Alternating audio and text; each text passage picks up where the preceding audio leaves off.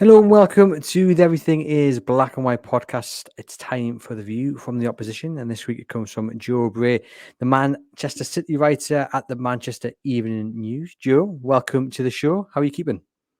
Yeah, not too bad. Thanks for having us. You're very, very welcome. I'm very excited about Saturday's game. I said it last week about Newcastle versus Aston Villa. If I've got the neutral hat on, I think it's a great game for supporters of anyone who doesn't support City or Newcastle. I think it's going to be an entertaining one. I think there's only one place to start though, and that is the Super Cup. City, the winners, in Seville 5-4 on penalties. Afterwards, Pep Guardiola had a little swipe at the Premier League for scheduling the clash with Newcastle for Saturday night. What are your thoughts on first off playing the Super Cup in just after the opening weekend of the Premier League, so close to the second fixture, and as well as what Pep had to say about scheduling it for Saturday? Well, he never misses an opportunity to have a go at the schedulers and the Premier League and UEFA and who went for making City for as many games. And I suppose the success because if they were going to play the Super Cup, it was going to be on that date, and then they had to play this game. So I think it's a little bit frustrating from City's point of view that TNT Sports chose the game because that means it had to be played on the Saturday. Guardiola's gripe was that it wasn't on the Sunday or the Monday. So yes, it's annoying, but if it has to be on the Saturday, then from City's point of view, 8 o'clock is better than 12:30.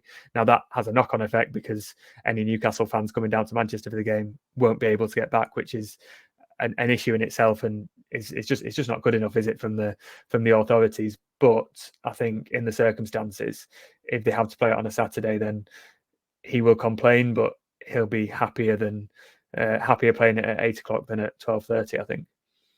Yeah, the 8 p.m. kickoffs it's an absolute disgrace. But Newcastle United fans, our listeners and viewers are no stranger to being screwed over by the TV companies, Yes. for want of a better phrase. I mean, how is anyone meant to get back? Obviously, most people will just be stopping over or driving. It's no consideration for the fans, and it's something that needs to be looked at on a wider basis, I think. On the Super Cup, we've been discussing this in the office through the week about whether, as a manager, you want that fixture as soon as the Premier League's kicked off, or whether you'd want it kind of as a pre-season friendly, a bit like the Charity Shield.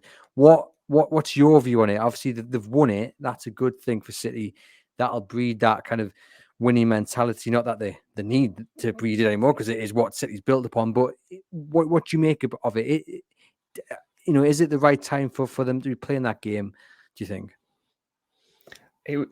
It's a hard one, isn't it? They didn't look like a team who were ready to play the game, if you know what I mean. They looked a bit disjointed and tired, and they didn't look like they'd quite got up to speed. So having that game, it finished at I think 1 o'clock or midnight in Greece, and then they've got to fly back and play the game in 2 days' time. It's not ideal. But the way that City approached it was, if we're going to play it, if we've got to play it, let's go and win it, because you don't play that game often. You only play that game if you won the Champions League or the Europa League, and City, obviously, until May, hadn't ever won the Champions League. So I think they approached it as an opportunity and a chance to sort of cement their sort of status in Europe, because we all know that they've dominated the Premier League for so long. Europe is where they want to go next. And yes, it's a Super Cup. It's, players aren't going to retire and think, oh my God, I won the Super Cup. But they're also not going to turn down an opportunity to win a trophy like that. So I would say that the timing of it probably isn't great, just because they've not had many training sessions. They've obviously had the Community Shield as well, which again is not, it's somewhere in between a friendly and a competitive game, isn't it? But it's still a game where you've got to put a lot of effort in. So I think the preparations for this season haven't been ideal for City, but the confidence of winning a trophy and doing it on penalties, which, if you're a City fan, penalties are not the best friend at the best of times, and they lost the Community Shield on penalties. They've not got a good record from 12 yards. To score 5 out of 5 and win the Super Cup on penalties will give them a lot of confidence going into Saturday. And to do it without Kevin De Bruyne as well be a massive boost for Pep and his squad. Just talk to us about how big of a blow it is not to have De Bruyne available, not just for Saturday, but it appears for many, many months. And who is the man that Pep's going to trust to replace him in the midfield? That's a good question. We've been trying to wrestle with that one for a while. I mean, he played 2 months, he said, with a hamstring injury at the end of the season, and he was so good. I mean, I'm thinking they played Arsenal at home, and he ran the show with Erling Haaland, and that effectively won them the Premier League and the Champions League. They played Bayern Munich, Real Madrid, and he was brilliant. And then he just came up short in the final and had to limp off. He used the summer to get back and played in the Community Shield, and then it's aggravated itself again. And it seems like, I don't know whether he rushed himself back. It sounds like he was fit to play. It's just unlucky, but he's out for a while, and it will be a big blow. And looking towards the end of last season, the influence he had when De Bruyne is at his best, City are almost unstoppable because he's such a good player. And I mean, Newcastle will be no strangers to that. And it's one of them. I think if they were going to lose any player, maybe apart from Erling Haaland, I think De Bruyne is the one that they would not want that to happen to. But if it's going to happen, on the flip side of that, you probably want it to happen at the start of the season, when City often come into their own around Christmas and when the fixtures are coming around the New Year period. So if he's back for that, then that could be a boost in itself. In terms of who can replace him, it's tricky because they've lost Ilkay Gundogan, so they were already a man light in that midfield. Mateo Kovacic has come in, and he was sort of positioned as the replacement without being a direct replacement.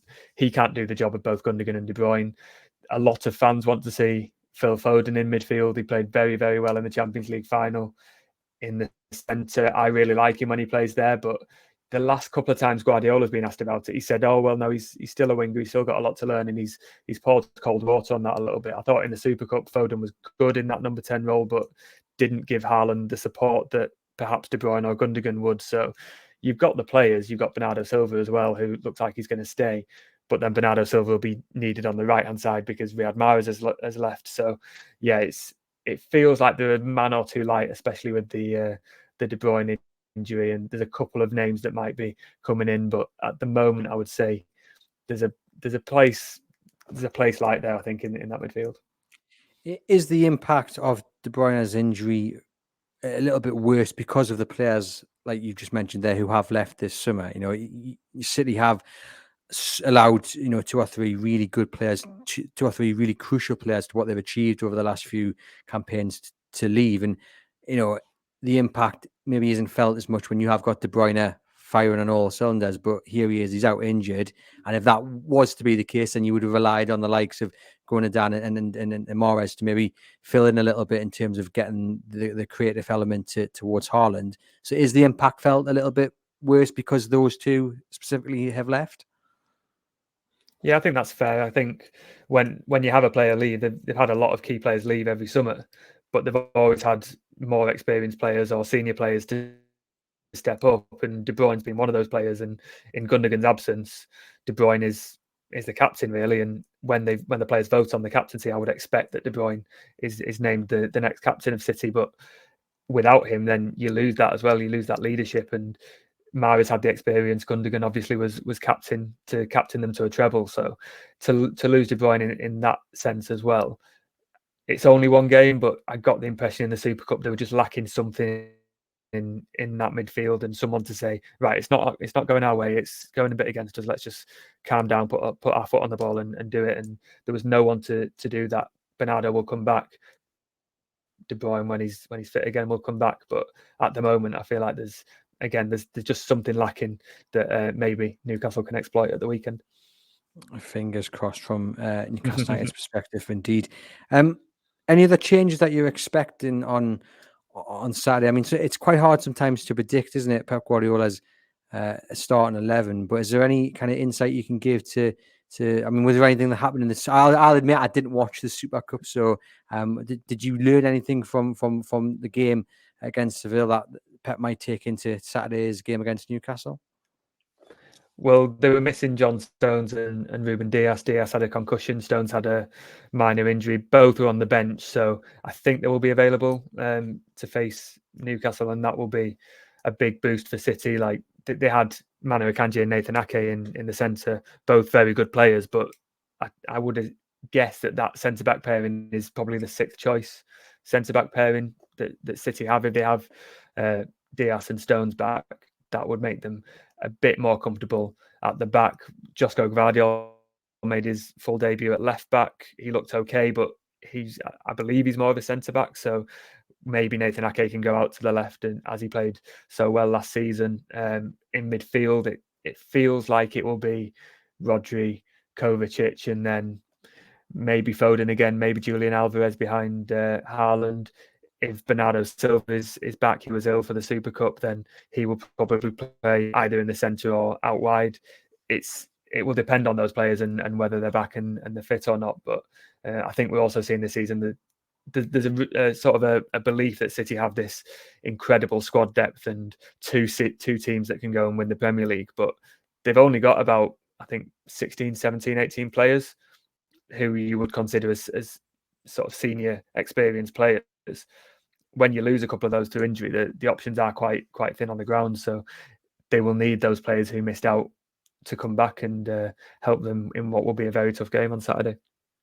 Yeah, it will be a tough game. And we were talking on the match preview episode about who starts up front for Newcastle, and I suggested that maybe Eddie Howe might make a change because of who Newcastle are playing. I got shouted down by my co-host John Gibson, and he said it's going to be Isak. He scored 2 in the opening game for Newcastle, and I was I looked at it and looked at the defensive pairing that City had against Burnley, and particularly Akanji, and just thought, if it's Isak or if it's Wilson, for me, there's the weak link. Am I being unfair on him? I really like Akanji, and I think what you get from him is versatility. He's played right back, left back, in the centre, and he's barely put a foot wrong. He can partner anyone. He can play on the left side of defence, right side of defence. But I think you are right. He would probably be the weak link. It was interesting. Sevilla's goal in the Super Cup came because En-Nesyri worked his way away from Akanji and in between Ake and Gvardiol. It felt like he was taking advantage of what was a bit of an inexperienced back line. So depending on who plays there, and obviously what you get with City as well is at least one of those defenders will push up into midfield. So there is space to exploit there. You have to sort of account for the extra man in midfield in that situation. But at times last season, City were playing with genuinely just Ruben Dias at the back as they attacked. There was a one-man defence at times. So there will be space to exploit. And whenever I see Isak and Wilson, they are always moving. And that is something that will cause City problems. If John Stones does come back in, is he match fit? Will he be up to scratch? Will he be ready for what Newcastle will ultimately throw at him?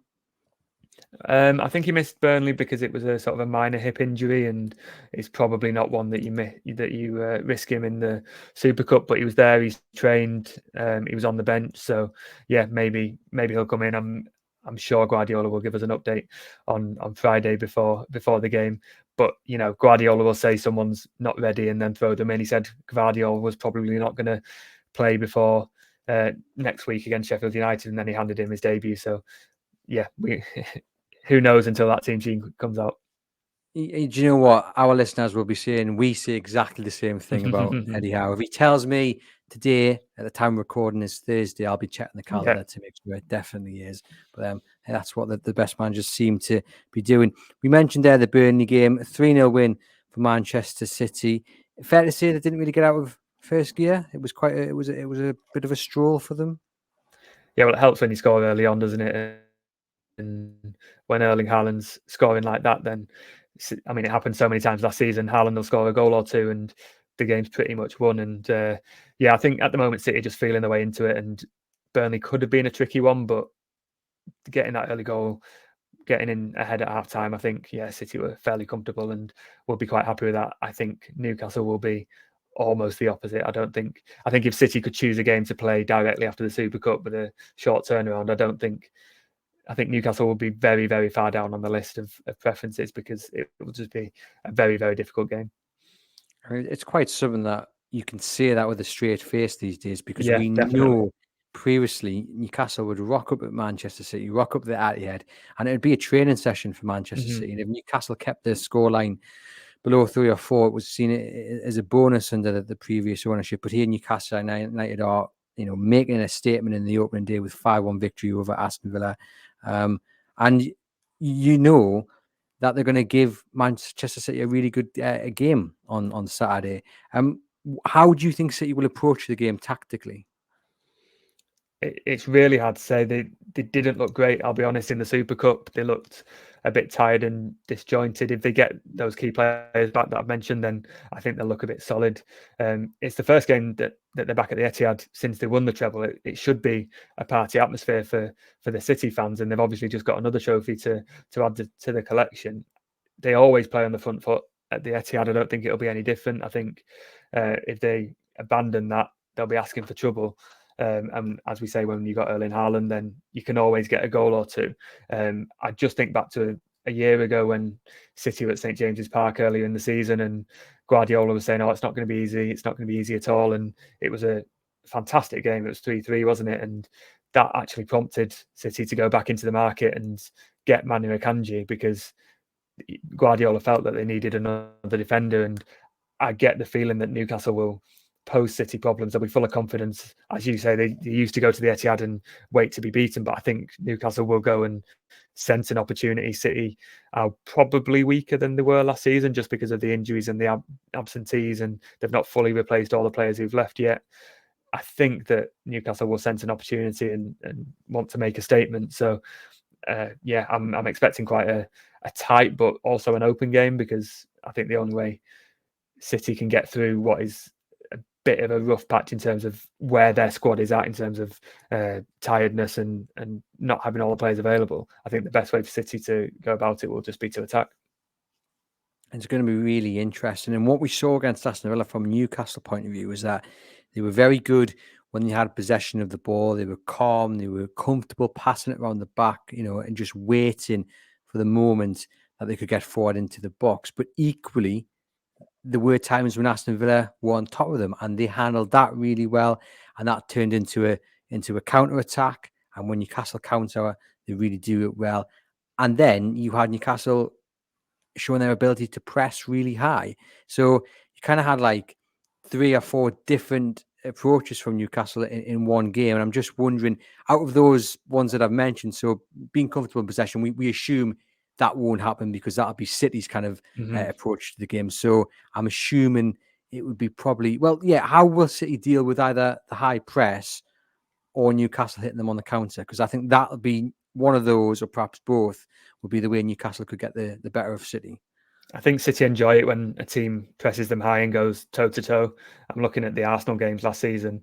City are so used to teams putting 10, 11 men behind the ball. Arsenal came out and went toe to toe and were pushing really high into City's box even. But that's when City played around them and enjoyed the space. And when you give Erling Haaland the space to run into, he doesn't often miss, and he doesn't get that when players are putting 2 blocks of 5 in their own box. So that might be something that Newcastle want to avoid. It's an opportunity to get chances, but City will also make chances with that, and they like playing on the counter and working through a high press. I'm thinking of the Super Cup. Sevilla played the counter pretty effectively and had 2 or 3 chances where they probably should have scored, one of which they did score. That might be the better option on the counter attack, because City did look a bit shaky on Wednesday in Athens in the Super Cup. You've got to make sure that you take the chances, and that's a good thing about this Newcastle United team. They seem to be really clinical in front of goal. Given how well Newcastle played on the opening day of the season, and given how well they did last season and the way Eddie Howe's got them set up, just how wary of Newcastle will Guardiola be? I think even before Newcastle had the really good season last year, Guardiola was wary, and he was talking them up, and he was probably one of the first managers in the Premier League to say, watch out for these guys. These are going to break into the top 4 before long. And I mean, again, I'm thinking back to that game last year, the 3-3, and we were sitting there. I think City had won the first 2 games, and it'll be tough, but City will win it. And Guardiola saying, no, it's going to be very difficult. And likewise with the game at the Etihad, it was 2-0 to City, but it wasn't easy. And was there a really big chance that Newcastle missed that would have really changed the game? I can't remember, but Guardiola will 100% take Newcastle seriously, and especially with his complaints about the scheduling, all of that considered, he'll be worried. But I would also say that sometimes when you get the best of Guardiola, because if he takes a team seriously, he always has a plan of how to beat them. Yeah, certainly does. I mean, arguably the world's best, the best manager at the moment, and that's exactly why.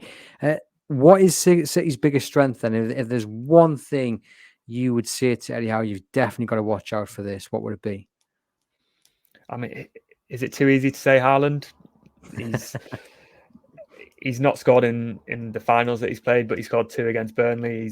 He's not deterred by a game that he doesn't score. If anything, that makes him want to go and score more. I think in the last few months of the season, we also saw his build-up play and his link-up play get better and better. So you cannot leave him alone for a second. If you take your eye off him for a second, he's got space and he'll probably score. I would also say the tactic of playing 4 centre backs or whoever plays at the back of 2 or 3 moving into midfield at any one point is something that City are getting better and better at. And if Stones plays particularly, that is something that he'll look to do. And I've not seen a team successfully stop City with that yet. You can try and stop that, but if you focus on one aspect of City, then another aspect is going to hurt you. So it must be a nightmare trying to stop City, but it can be done, and it has been done.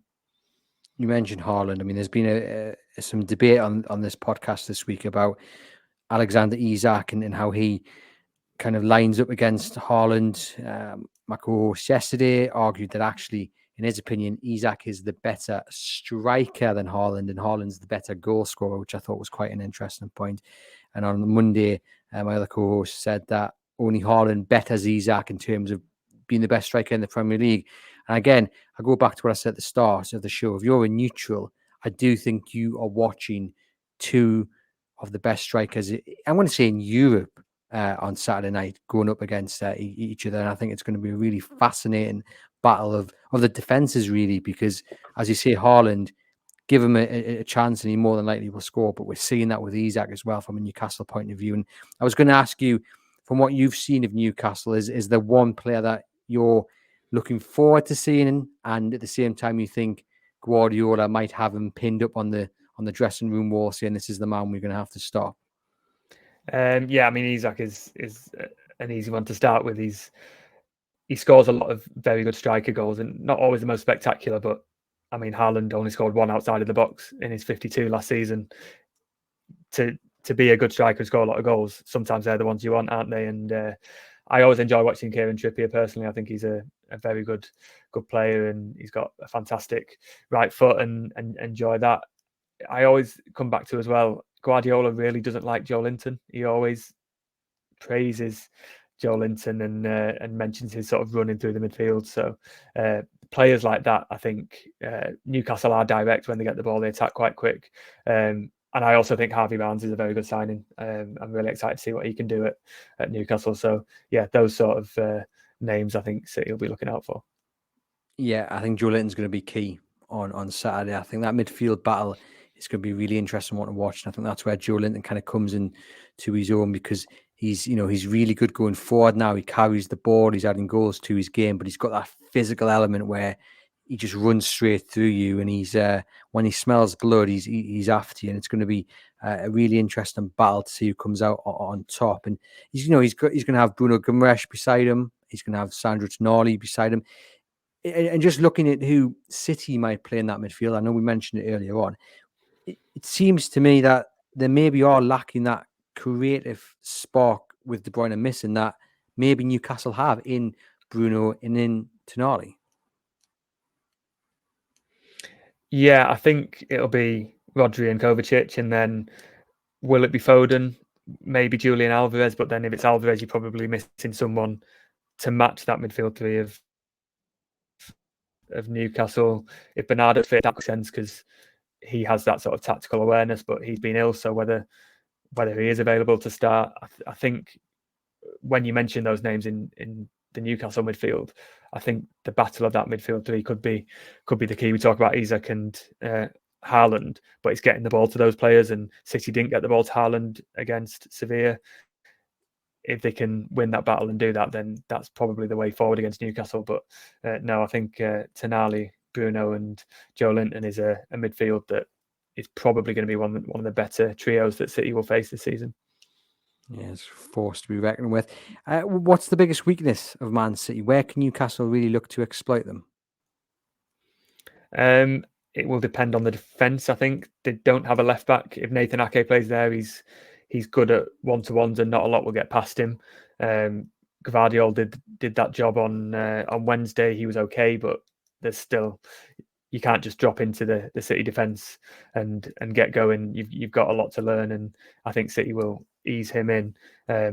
Probably one of the fullback areas.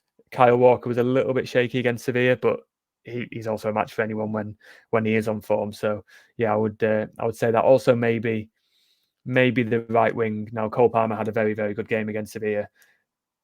He's still young. If you did sort of give him a physical battle and keep him out of the game, then maybe the ideas in attack are lacking a little bit. So probably the wide areas. And all that remains to be done is to ask you for your score prediction. How is Saturday going to go? I think it'll be a draw. I think Newcastle will cause City problems. I can see both teams attacking, so I'll say 2-2. I'm going to go 2-1.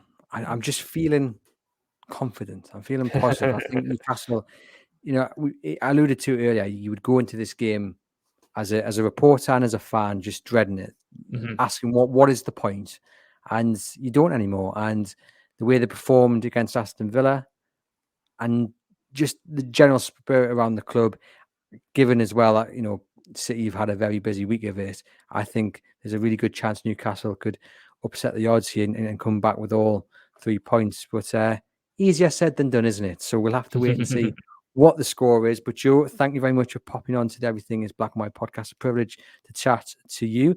To you guys listening, please hit that follow button and leave us a rating and review. To you guys watching, hit that subscribe button and give the video a thumbs up. And head over to chroniclelive.co.uk, where we'll bring you all the latest Newcastle United news, including press conference updates from Eddie Howe and Pep Guardiola, and then live coverage of Newcastle United's trip to Manchester City on Saturday evening through our live blog.